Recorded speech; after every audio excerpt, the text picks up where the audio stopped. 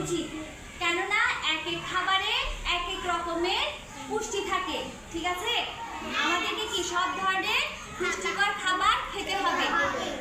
আমাদের মাছ খেতে হবে, মাংস, ডিম, দুধ, শাকসবজি, আমাদের ফলমূল, সব ধরনের পুষ্টিকর খাবার আমাদেরকে খেতে হবে। চলো আমরা তোমাদের জন্য আমি সুন্দর একটা ছবি নিয়ে এসেছি। দেখো ছবিতে কি কি দেখতে পাচ্ছ বলো তো? বিভিন্ন রকম পুষ্টিকর খাবার। এখানে কি কি দেখতে পাচ্ছ?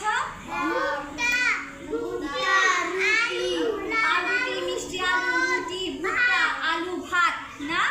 এখানে আছে কি বিভিন্ন ধরনের এখানে কি আছে? মাছ, মাংস, ডিম, দুধ। কেমন? মাছ, মাংস, ডাল। মাছ, মাংস, ডাল আছে। আর এখানে কি আছে? ডিম, দুধ, মাখন। ঠিক আছে। আর এখানে কি আছে?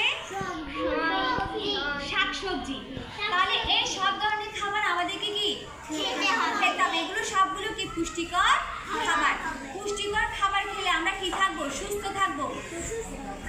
আমাদের অসুখ বিসুখ কম হবে, আমরা শক্তি পাবো, ভালো করে পড়াশোনা করতে পারবো।